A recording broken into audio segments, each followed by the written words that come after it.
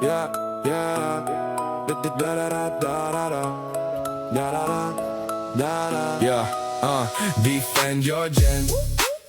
Let the fun begin. Defend your gen. Then we'll do it again. Let's go! Let's go! Let's go!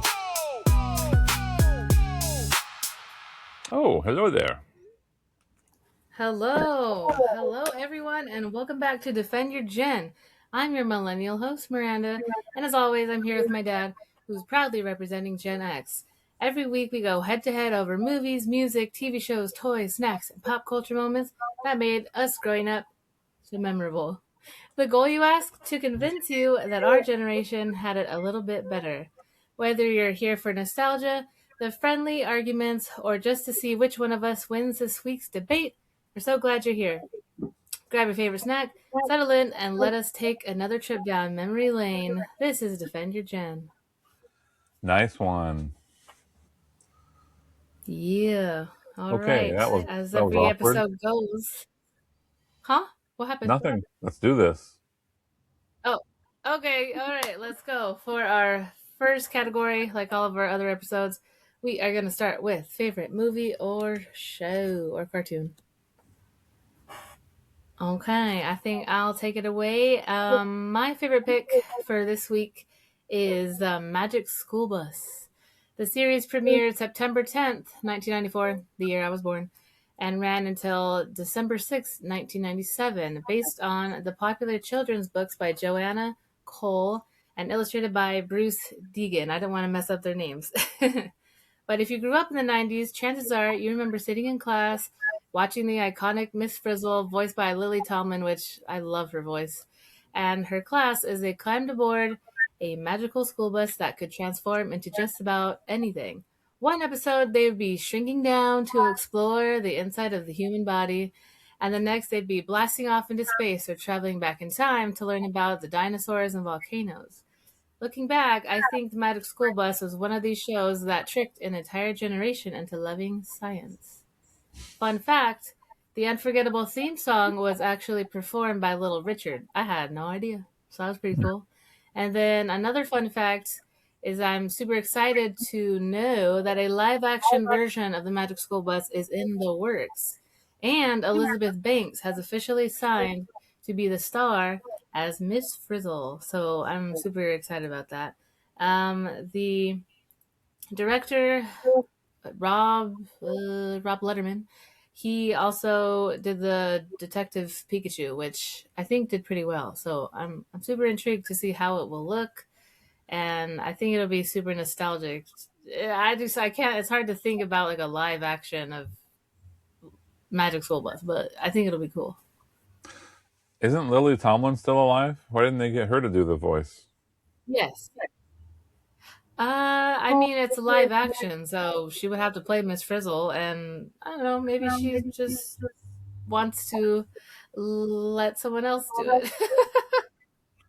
I know she's getting up there in age, but no, I Yeah, think that would be cool if I was she. trying to be nice.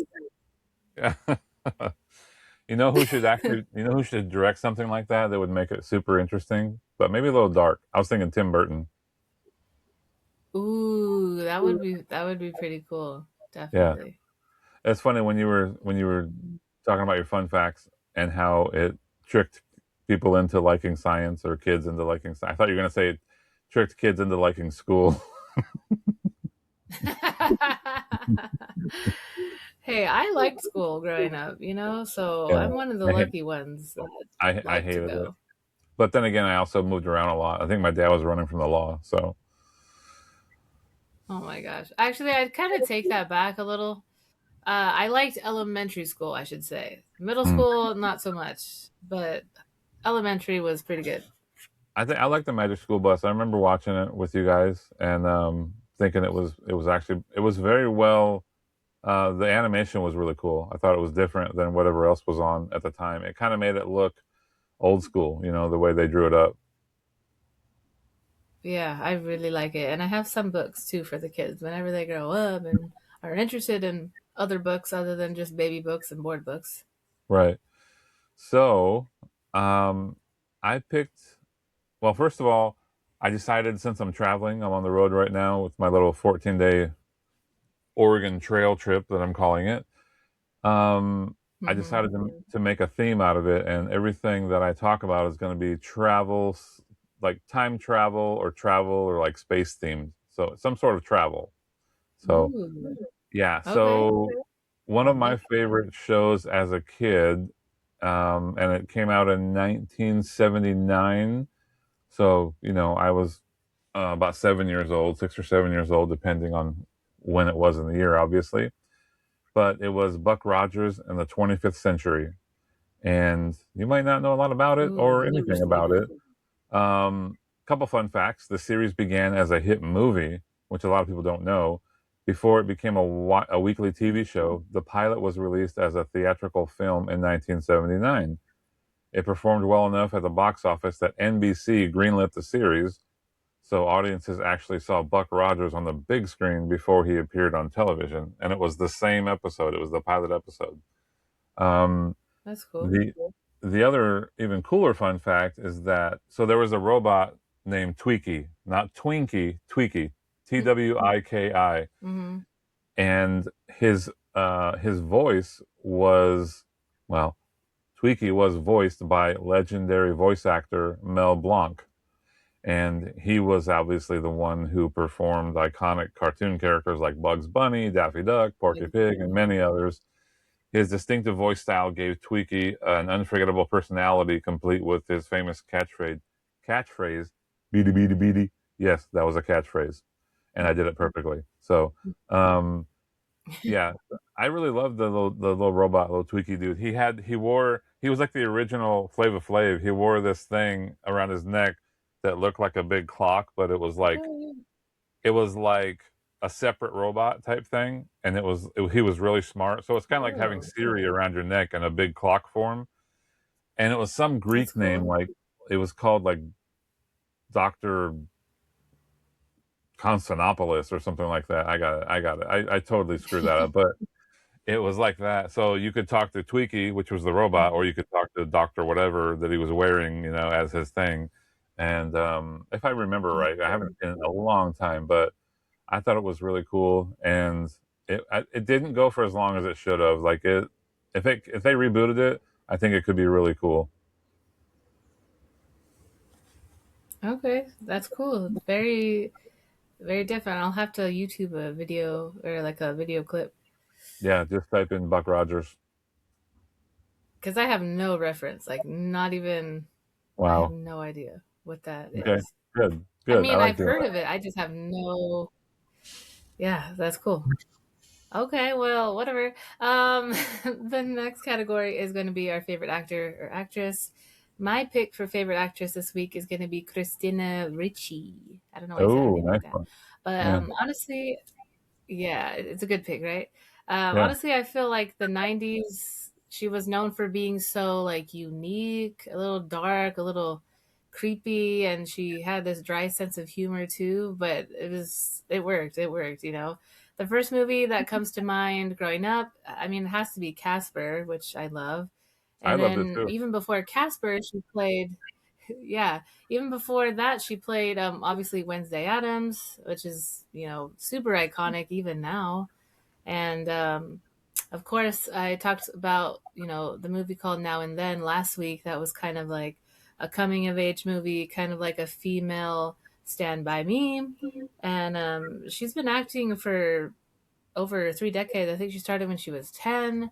And she just has a really impressive career. Like, I was going through her IMDb once again this week, like, damn, damn, damn. Like, oh, I forgot about that. And yeah, she's still being booked, and she's in Showtime's Yellow Jackets, which Yellow. I I've was never gonna. seen. I was gonna bring that up. If you've ever seen Yellow Jackets, I've seen every episode. It's kind of dark, but it's very awesome. And if you haven't seen it, you need to binge it. Dang. Okay. Okay. Wow. Do you know what that's streaming on? Uh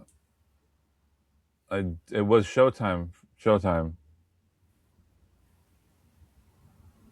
I'm a little unfamiliar, but I could just look it up. You don't know what Showtime is? And huh? You don't know Well, what I mean, Showtime? it should.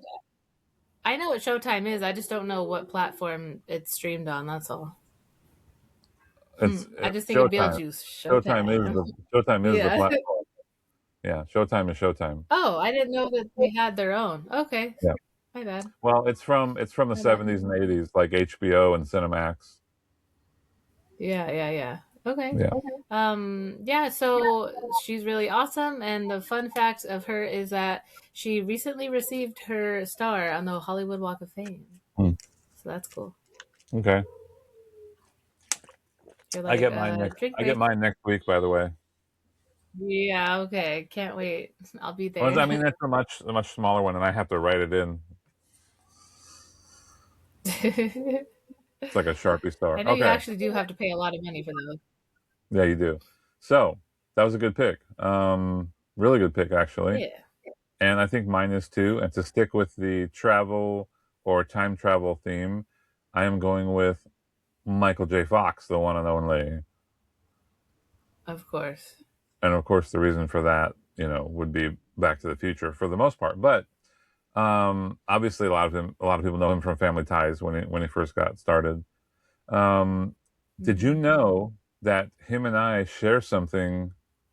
Um, something I don't know. I think it's pretty important because I've dealt with him my whole life. But his middle J doesn't stand for anything, just like mine. Oh, that's so cool. So he was born That's really Michael Andrew cool. Fox, but when he joined the Actors Union, there was already another Michael Fox. He adopted the middle initial J as a tribute to actor Michael J. Pollard. The J isn't an abbreviation for a middle name, just like mine. It was simply chosen for his stage name, not like me. Another cool thing about him is that he filmed Back to the Future and Family Ties at the same time. So while starring as Alex P. Whoa. Keaton on Family Ties, his schedule was so packed that he had to rehearse the film. He had to rehearse and film the sitcom during the day, and then head to the Back to the Future set in the evening, often working until early morning before getting just a few hours of sleep and starting all over again. He's told this a couple times. He was just dead all the time, but he tried to keep Wow. his spirits up and everything. He kept up that Well, grueling I can routine see why for you do drugs. well, yeah, right. He kept it up for weeks and weeks while Yeah. making what became one of the most beloved movies of all time, and at least of the 1980s. A lot of people say that it's like the perfect movie. Just it has the right format and the chemistry between the actors and great actors, by the way.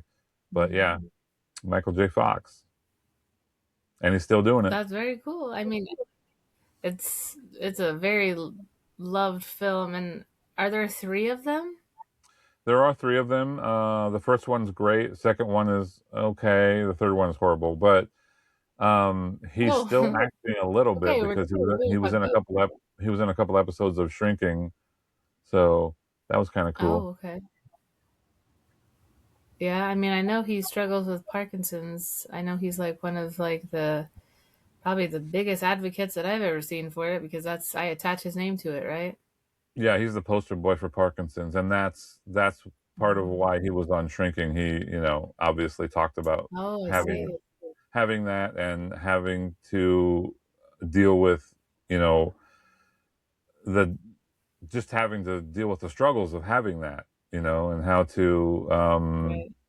because I can't imagine waking up every day and having something like that and just having the will to live and go on and do things. I mean, there's got to be a lot of therapy involved in that.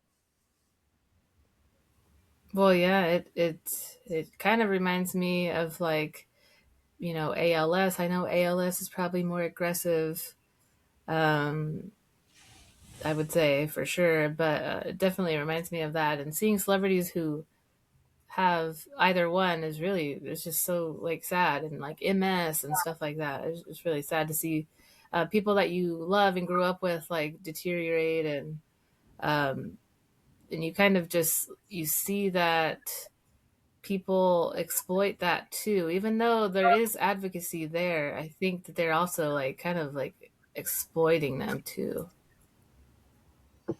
Yeah. Now that we brought the room down. You know what I mean?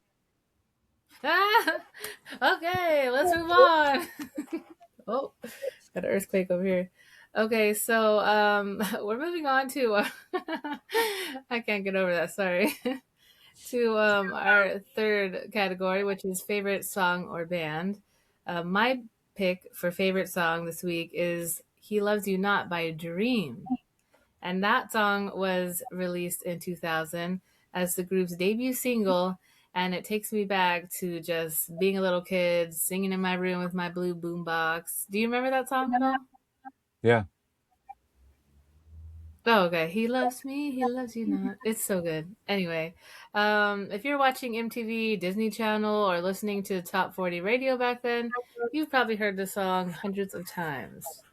Fun fact, or honestly, not so fun, if I'm being honest, is that Dream was discovered by legendary music producer Lou Pearlman, the same man who was behind NSYNC and Backstreet Boys, which we've talked about before. So let me just put that out there. But the song reached number 2 on Billboard Hot 100, making it one of the biggest pop songs of 2000. It was kept out of number 1 spot by Christina Aguilera's hit "Come On Over, Baby." Even though Dream didn't stay very long together, "He Loves You Not" has become one of those songs that instantly unlocks early 2000s nostalgia, even for me, of course. It's fun, catchy, unapologetic, and it's still a song that I never skip when it comes on. Hmm. Yeah. I It's, remember the it's really song. good. I can't sing it. I don't like have the lyrics down, but I do remember the song, and I remember they were kind of short lived. Very. It was no So in sync, but still good stuff. no, no. Uh, and in fact, I think I'm going to win this section because the band I picked, who also has ties to Michael J. Fox, family ties, you might say. No, just kidding. I picked Huey Huey Lewis and the News, and they were almost as Okay. popular as Kenny Loggins in the '80s. They were crazy popular. They were in soundtracks, you know. Um, Hmm. so before Michael J. Fox was cast in Back to the Future, Huey Lewis was actually approached to play Marty McFly. So let that sink in for a second. Whoa. He turned it down because he didn't think he could carry a movie and wanted to focus on music. Ironically, his song "The Power of Love" became one of the Hmm. film's signature hits, and he made a cameo as the high school talent show judge who tells Marty's band they're just too damn loud, Wow. which was so funny. Um, Cool. and a cool thing about Huey Lewis and the News, the band holds a unique chart record. Their 1983 album "Sports" didn't produce an immediate number one hit, but it generated 6 top 10 singles. Um, that Dang. unusually long, steady run turned the Sports album into one of the defining albums of the 1980s and demonstrated remarkable staying power on the charts rather than relying on one blockbuster single. So that's cool that it ended up that way. Yeah, I love the tie-in. I gotta love the tie-in. Thank you, thank you, thank you. I'm a That sucker. was an accidental I think tie-in, you by the win way. that, even though I love I love that song, but yeah, I think yours is a stronger argument, you know? Yeah. All right. We're gonna move on to our favorite snack or candy. My favorite snack this week is a candy I still think about way more than I should. It is Altoids Tangerine Sours. And if you know, you know. These little orange candies came out in those iconic metal Altoid tins, but unlike the famous mints, they were sweet, sour, and completely addictive. They were early, they were introduced in the early 2000s as a part of Altoid's sour line alongside flavors like raspberry, apple, and mango. But for me, the tangerine flavor was the clear winner. Sadly, the line discontinued in 2010, which I don't even remember it being out that long, so I don't know how accurate that is.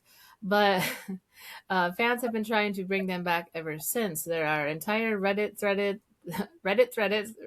threads, online petitions, and even people trying to recreate the recipe at home just so they can have that signature taste back again. That's when you know that candy clearly made a huge impact. Lucky for me, I have these bad boys right here. Bam. Let me Mm, open them up. okay. Ooh, looking delish. Can I get one? Can I get And one? these right here, yeah, yeah. Go ahead, go ahead. Here you go. Here you go. Take it. Take it. I'll give you a couple. Mm, mm. So these are actually the ones that I believe were introduced at Target a few years ago, and I got them at a retro candy store, but they're okay. The flavor is okay. It's similar, but it's not quite what I remember. Um, but that's okay. They're still good, and I still eat them very sporadically, just because once they're gone, and I ain't getting them again.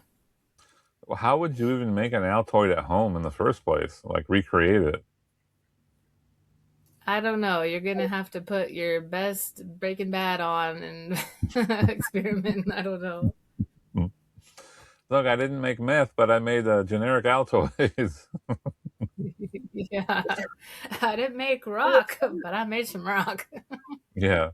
All right. So that's pretty good. Pretty good. My Yeah. one of my favorite drinks we're going with this week wasn't really created in my Ooh. gen, but it was around my gen. So I mean, it was you know Okay. it was available around my gen. In fact, it still is, and that was Tang. And I remember drinking a lot of Tang Ooh, when I was dang. a kid. Tang was Hmm. not created for astronauts. Most people think NASA invented Tang, but that's a myth. Tang was introduced by Tang in 1957, several years before the US space program began using it. It became famous because NASA included it on some early crewed space missions in the 1960s to help improve the taste of treated drinking water for the astronauts. And the astronaut connection made Wow. Tang a household name. So, everybody connects Tang with astronauts. It's just like boom, boom, right? Um, when it first came Okay. out, it was a huge flop until NASA made it famous.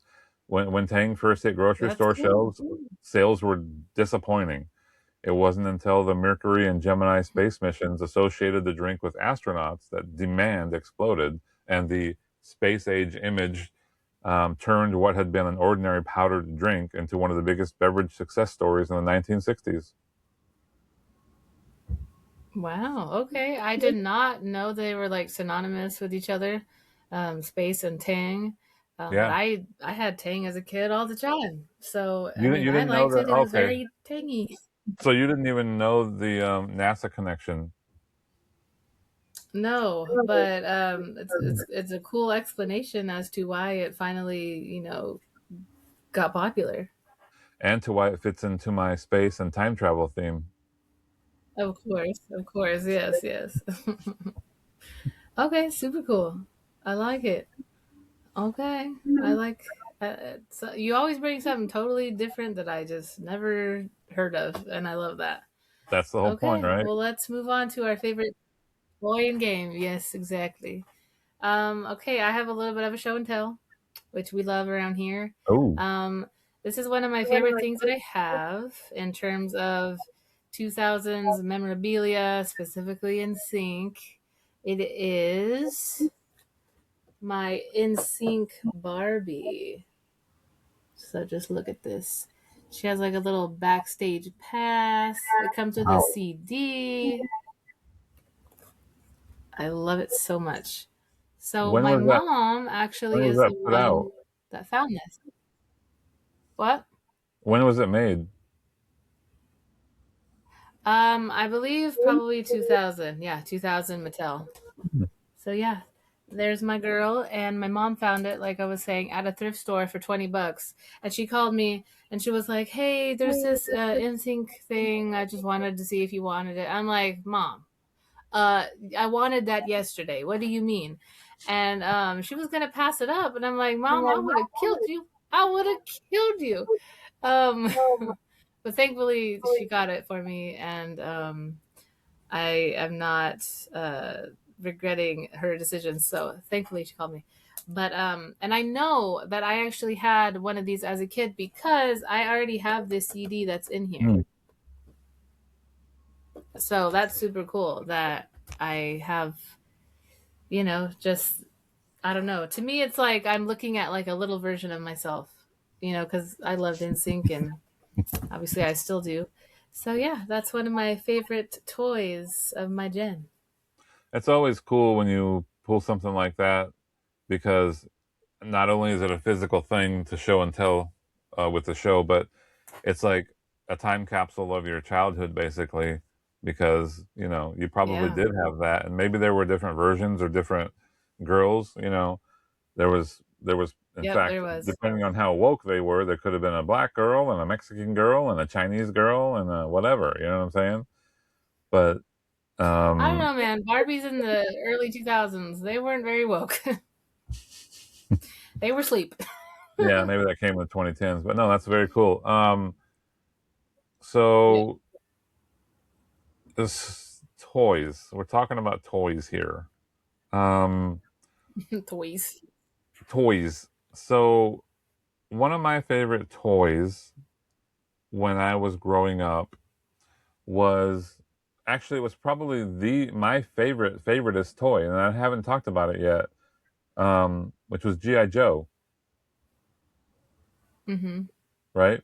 Um, they Yeah. came out in I believe 1981 with the first like several figures. There might have only been like 10 or 12 figures, and it was so cool because they had a cartoon also. And what was cool about it is what is the 12-inch doll figures that came out like in the 60s. They came out like they were 12 Mm-hmm. inches and they had like a foot locker, like a military foot locker that they came in, kind of the size of the Barbie. But it was something that boys could play with instead of playing with Barbies, basically, right? Yeah. And you had like one from each branch of the military. So that was kind of cool because you could collect them.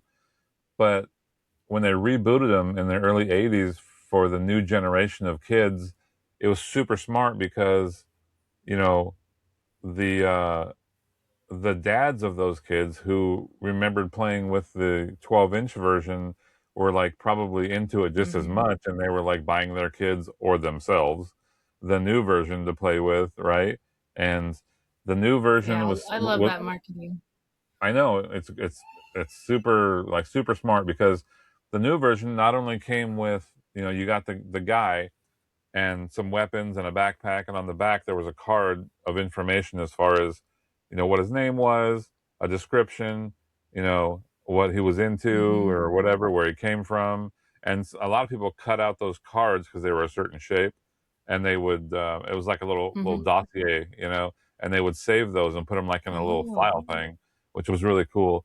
that's But cool. also I think the most fun I had, besides playing with it, like having my own set and like, because you would do storylines in your head and you would do a whole cartoon basically Right. that you would act out with the characters, Mm-hmm. which was really cool. I love that, especially when me and my cousin got together because he always had more than I did because he was spoiled and just got everything he wanted. But the cool part was when you bought the vehicles, you had to put them together yourself and put the stickers on them and everything. So it's like it was a whole Oh, wow. experience. It was like buying a model of something, having to put it together. You put the stickers on, and it actually Right. worked. It rolled like the Jeeps and everything like that. Obviously there were some vehicles you didn't put together. Like there was a motorized tank, and you just put the batteries in, and it was a Mm-hmm. very rudimentary thing where it would go forward or backward when you press the thing. But that was super cool. It was called the Mobat, and um, it was, I don't know, man. It was just some of the most fun ever, and it was just using your imagination for most of it. So That's super cool. I like yeah, that we picked like similar ones. yeah. Oh, but what's your space tie-in, sir? So the space tie-in for that is when the I don't know third cartoon came out, um, and Okay. maybe the fifth or sixth run of the toys, they they got kind of like weird with it and they went with more of a space theme, and there was all kinds of new Okay. characters that were kind of like you know spacey, if you will. and they didn't sell very well. And pretty soon the line kind of tanked because everybody was kind of over it. It lived its life, if you will. It had a Right. decent shelf life though. It lasted for a while. The toys, all the merch, the cartoons, and they've done the GI Joe movies, in the last several years too. Yeah, of course. And I think they're rebooting again and trying to make it a little better because the last one kind of sucked. So they're, I think they're trying to reboot that to go out on a high note. So Okay, yeah. They sometimes they just need to leave stuff alone. yeah, but you know how that goes. But we'll see with the Magic School Bus. Yeah. But yeah, that should be good. I'm looking forward to Okay. that. Yeah. All right. Let's move on to our talking trash segment. Okay. For me, well, for you, I want you to defend the aerobic workout videos era. I'm talking Richard Simmons, Jane Fonda in the 90s. I mean, in the 80s, and maybe some Tybo in the 90s. What you got? So I think Aerobic workout videos. the defense for that is that it was a huge moneymaker.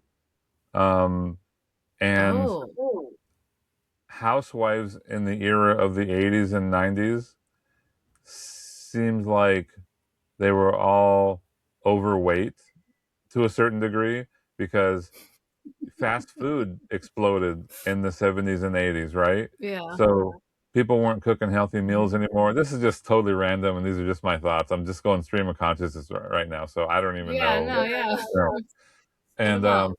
so you had all these fat ladies, and they all compared themselves with each other. There was no God.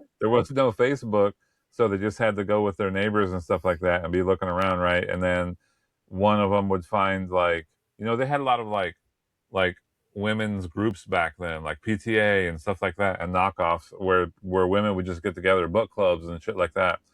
And so whatever one Yeah. woman or mom or housewife was into, that would just snowball. So if someone was like, "Oh yeah, I watched the Jane Fonda workout," or I watched Richard Simmons, and he really gets me moving, and I do the sweating to the oldies, and I've lost like 2 pounds in the last six Mhm. months. I'm like, "Oh, Betty lost 2 pounds in 6 months, so I'm gonna do it too." You know, I could see that. I could see, women talking about it at their Tupperware parties, like for sure. exactly. Tupperware, Mary Kay. I think this is a pretty good Yes, defense. I think Mary this is Kay. working out pretty good, actually. Yeah, it's working out for you, man. Who would have thought you would have defended some overweight ladies in the 80s? I Hey, know, ladies in the '80s. that's a bad name. Overweight ladies in the 80s. Hell yeah, I'm a lead singer for them. Oh my God, I'll I I'll love be it. your Lou. I'll be your That Lou sounds Pearlman. awesome. Oh no no no! Take it No, no, back. no, no, no, no. Okay, so since I did a great job, I want you to do a great job of stream of consciousness for this. I want you to defend Okay. the Power Rangers. Ugh. Okay. Well, similarly to G.I. Joe, obviously Power Rangers started as a cartoon, which is super popular in the 90s and maybe early 2000s. I don't think that they still have any running show available now. I mean, I don't think so.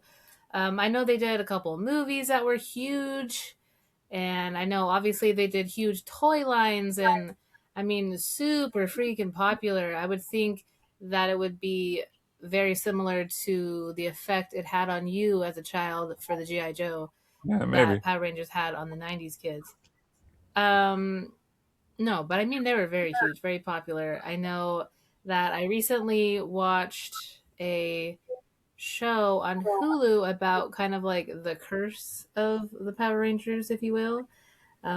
There were multiple people who ended up becoming murderers, who have committed suicide and things like that, that were all casted as Power Rangers in the live action show, which went on for many, many seasons. So that's kind of crazy to think about, is like the Power Ranger curse, if you want to look into that. Very, very interesting. Hmm. But the brand as a whole, super iconic, super pop culture y. And I've watched it as a kid growing up, but it was never like one of my main things. Hmm. Yeah. I've never watched But an episode. yeah, Never will. okay. Okay, okay. Yeah, it wasn't for me, but it could have been for my neighbor. So now we're going to get into the category of where are they now, and I'm going to start with this one.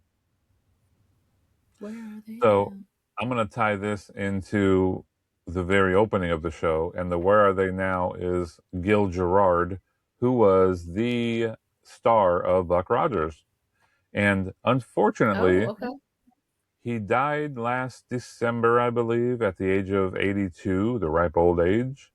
Um, Wow. an interesting thing about Gil Gerard is he was a chemist before he was an actor. Before heading to Hollywood, Gerard studied chemistry and even worked as an industrial chemist. He didn't decide to pursue acting until his mid 20s when he moved to New York, attending acting school, and drove a taxi at night to pay the bills. Um, Wow. a taxi ride actually helped launch his acting career. While driving a cab in New York, one of his passengers learned he wanted to be an actor and suggested he reported to the set of the movie Love Story. Gerard was hired as an extra Hmm. that day and even earned a small speaking role, although it was ultimately cut from the final film. That chance encounter gave him his first real break in the business. So, pretty cool. That is. I love that story. That is really cool. Because his life could have just went so differently. Yeah, he could I have been love a that there was chemist. like He an could have been a chemist actual by day and a turning taxi point. driver by night. Yeah. Love that. Okay, that's super cool. Mine is a little, well, it's way different actually. My Where Are They Now segment is focused on someone who had a huge part of my childhood, watching them every week. His name is Ryder Strong, best known for playing Sean Hunter on Boy Meets World. He Hmm. played Corey's best friend, and he was a very like complex character. He had really good story arcs, and I probably had a crush on him, let's be honest, because Corey wasn't really doing it for me. But fun fact, Ryder Strong was only 13 years old when Boy Meets World premiered. He and Ben Savage, who played Corey Matthews, of course, spent most of their teenage years growing up together on set, which is part obviously why their friendship is so believable on screen. But after Boy Meets World ended in 2000, he stepped away from acting and earned his master's in fine arts at Bennington College. And later, he started, you know, doing directing Girl Meets World. It's kind of like that reboot that they did with Sabrina Carpenter, who later became super freaking famous. But anyway, what is he doing now?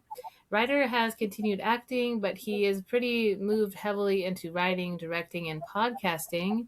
He reunites with his former castmates Will Friedle and Daniel Fishel for the podcast Pod Meets World. So that's pretty cool. And I've listened to it, which is it's really cool. And they rewatch some Boy Meets World episodes.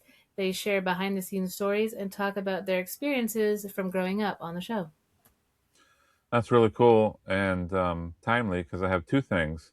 First, you Okay. mentioned Bennington College, which is weird because my trivia group, we were talking about that a couple weeks ago, how Bennington College used to be, well, it probably still is, very bougie. And at one point, not too long ago, it was Oh, considered like one of the best colleges you could attend. Like, I mean, you know, up there with the Ivy League colleges and stuff. So I think that's pretty cool. wow, that's cool.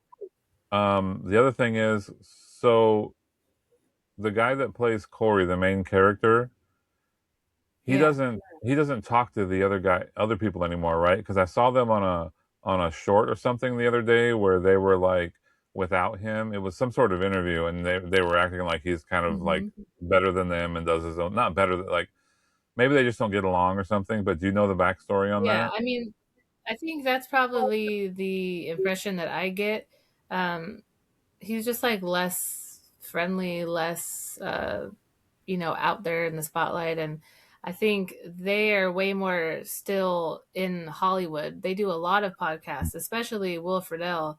I know Danielle Fishel does like interviews and stuff, and she's still very much in the popular eye. So yeah, I don't really see Ben Savage really doing much, but I Mm. could be wrong. They could be friends, but I don't really see that. Yeah, me neither. Okay, okay. Now let's move on to a favorite childhood memory. For this week, I'm going to talk about something that my stepmom Bev, she totally reminded me of the other day when I was on the phone with her, and that is going to the drive-in movies. And I love it. And I don't know, but I'm pretty sure you probably experienced it growing up too, maybe like teenager years. I would think, or maybe you went on dates or something. I think of like Greece and stuff, but I don't really know how it really was back then. But that's just cinematic lore in my brain of how dates went back then. But yeah, so we would. I remember, like you guys would say like, oh, it costs like uh, you know, X amount per person, like go hide in the back.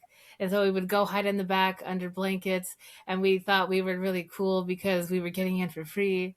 But little did we know the cost was based off the damn car and not the kids in the car, which is so funny because I think that's so fun to make it more like magical and of like a bigger experience for kids. And I would totally do some shit like that with my kids. But it's super nostalgic, and I definitely want to take my kids to like the Van Buren one, maybe in the next couple of years. I think that'll be so fun. So I don't know how old you think I am, but No, I um, know that that's like in the '60s and stuff, but I don't know. I know what you're saying, but you know what I'm saying? yeah, because like if I'm picturing movies like Grease, which was set in the 50s, and they were there Yeah. at the drive-in and singing their songs and having a good time and stuff. But drive-ins have been around a while, 50s, 60s, 70s. They were around in the Okay. 80s, obviously in the 90s, but so it wasn't a huge like I would go to drive-ins as a kid with my parents. I mean, Okay. one of my famous stories is when they took me and Ted, obviously, and we saw The Brood, which was just scarred us for Yeah. life. But I didn't know that was at um, a freaking drive. Oh my god, driving. That's crazy. yeah, I was in a drive-in, and um, I, I went to some drive-in movies, obviously with Bev and you guys and the kids and stuff. I didn't really do drive-in date type things because, like, to me, I don't know. It's like when you go to a movie, especially if it's like a first date, you don't really talk a lot, so it's kind of weird, Yeah, right? that's true. Yeah. So, that was more like later on down the line type of thing for me anyway. I don't know. But Mhm. it's funny That makes because sense. I'm on my road trip and I I went on this I've always wanted to do one. I went on this drive-through like wild safari thing the other day where you go and Oh. you pay and it is per person. So I show up in this big RV and I tell the guy I'm the only one in here. He's probably thinking I'm full of shit, right? There's probably like 16 people in here. And I'm like, dude, I'm the only one in here, so I just got to pay for me. I'm like, you can come in and look if you want. He probably took that the wrong way, but um, I'm not I wearing went any ahead and pants. I went exactly. I went ahead and paid for me. He's like, I'm not either. And I went through, and it was a really cool thing. I took a lot of video. I haven't put the video together yet, but I saw some really cool animals that I didn't think I would see, because most time when you go to a zoo or something like that, the animals don't care about the hours of operation. They're just off doing their own thing. But there actually was Hmm. a lot of cool animals up close, like, you know, and there was a part where you could buy a cup of feed and you could go and you just stick it out and there's all these kinds of like deer and ostrich and all kind of stuff come up to your door and Wow. they take the feed out of your I didn't do that, but I did get video of a lot of other people doing it and kids having fun and stuff leaning out the windows, and it was a really cool experience Wow, actually. that's cool. Yeah, so Wow. I didn't know that that kind of thing existed. I Yeah, mean, just to go through your car alone, I feel like would save your feet so much pain. thank you. And they have them in Canada too. So Jody was telling me about one Cool. that she went to, and I was like, oh, I want to go there. So I actually finally did one. Unfortunately, she wasn't with me, but you know, it is what it is. Like, Mhm. hey, you did one without me, so I did one without you. Just, Ah, but love it. so Even. on to one of my favorite childhood memories. It's kind of, you know, it's kind of like the last one where it's a favorite, but there's also a downside to it. Um, when I was it was 1983, so I was turning 11, and I went through my Hmm. whole appendectomy thing, appendicitis, which turned into an Hmm. appendectomy, and my dad almost killed me because he was a moron. But um, he felt so bad because I almost died because he took so long to take me to the hospital. I was able to get away with a lot. I had a huge Christmas from him. He spent a lot of money on me. But my favorite childhood memory that I'm choosing is I made him take me to go see Return of the Jedi in theaters 4 times in 1 month. Wow, you are not gonna believe what I'm gonna say. And I'm gonna say it after you're done. Well, I'm pretty much done. It's just that That's crazy. I kept, you know, it was a great. I loved it. It's probably one of the worst Star Wars movies, but you know, as a kid that age, I really was into it, and it was cool to see the third movie because you're waiting to see what happens with these characters, and you're really into it. So, you know, no matter how Hmm. bad it is, and I thought it was great at the time, and, you know, because I wanted to get the toys too that were in that movie, you know, the toy versions of the characters, and Hmm.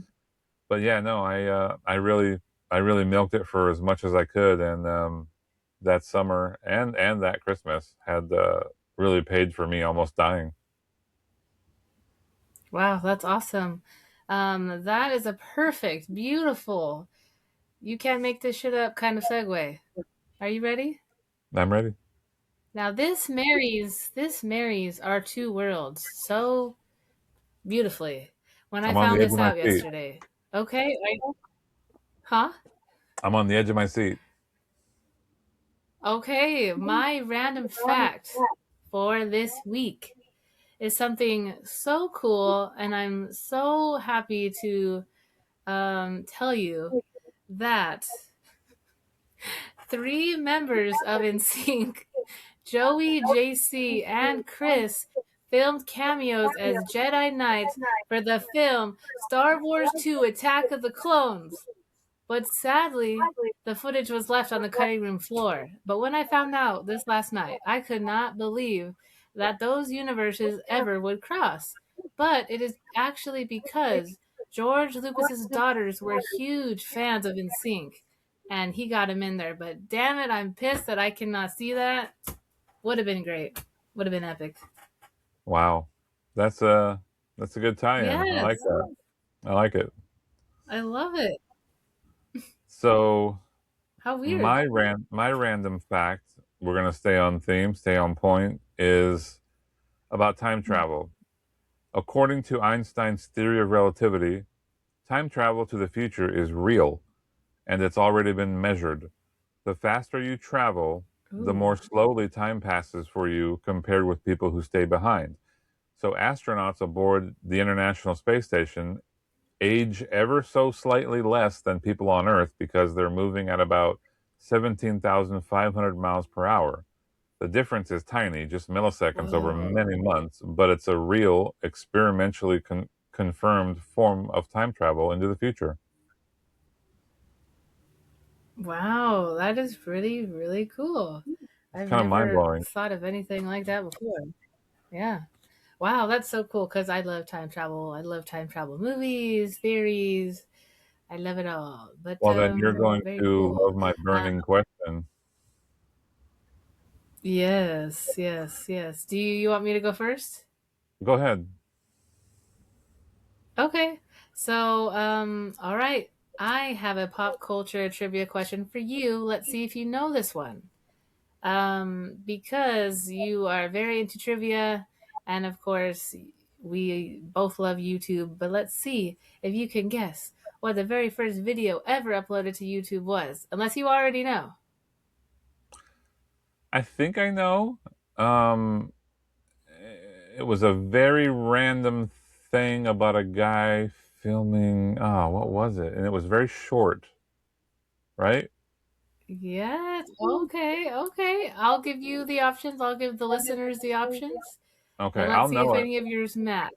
Hmm. So Oh wait, YouTube launched wait, in wait. 2005, which we know. Oh, okay. It hit him. Not real, but was it about a cat? We'll see. We'll see. Mhm. Okay. Let me go back. YouTube was launched in 2005, which we know, and today it is one of the biggest platforms in the world. But before the millions of videos, influencers, tutorials, and viral trends, there was one video that started it all. Was it a short clip from a news station showing off the newest technology for the future of online video?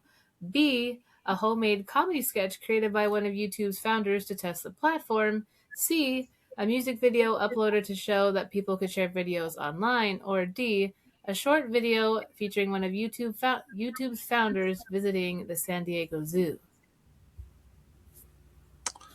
So can you narrow Uh, that down? I Man, I can't. They don't. None of them sound awesomely familiar, but I would pick the zoo. Yes, yes, you are right. The answer Okay. is D. The very first YouTube video was uploaded April 23rd, 2005 by YouTube co-founder Jawed Karim. Sorry if I butchered your name. The video was titled Me at the Zoo. It's only 19 seconds Yes. long and it Okay. shows him standing in front of the elephants at Now the that you San Diego say, Zoo talking about yeah, how cool their trunks are. now that you say the Yeah, name, me at okay. the zoo, Points me at for the you. zoo. Yeah. Okay. Points for you. Points for you. Th- Good job. Thank you. Thank you. Thank you. Okay. So my burning question is, and it's not really a. I mean, it's a question because it has a question mark at the end of the sentence, but it's more like kind of like a whoa kind of thing. So I don't know if you've ever heard of the grandfather paradox.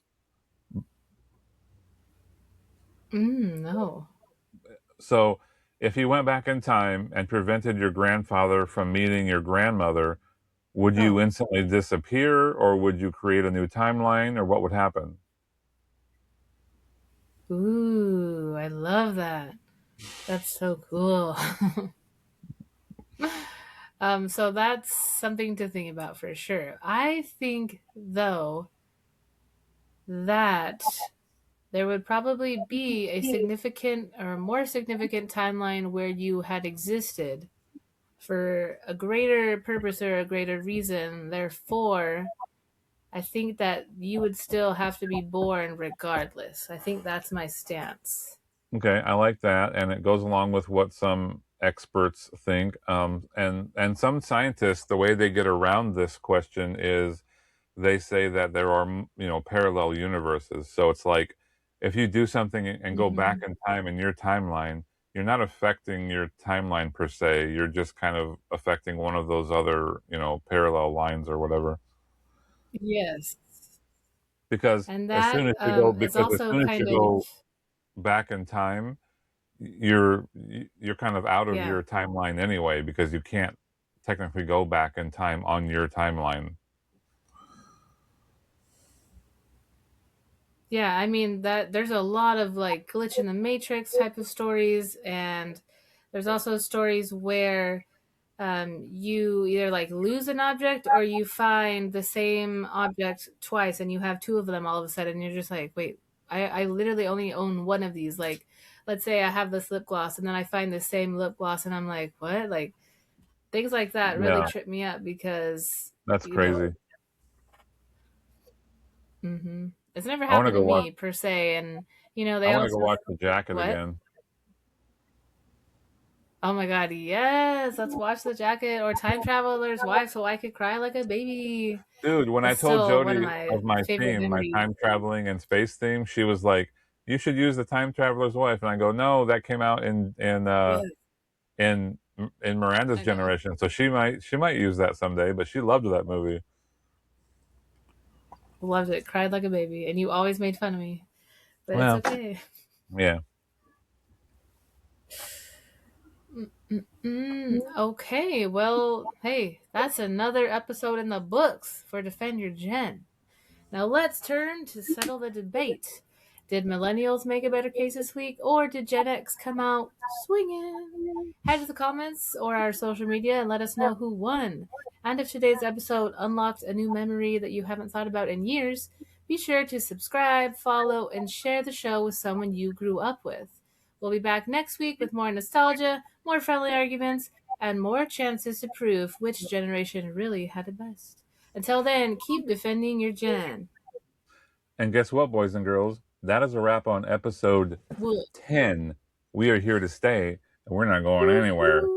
So, bye, bye, bye. Yeah.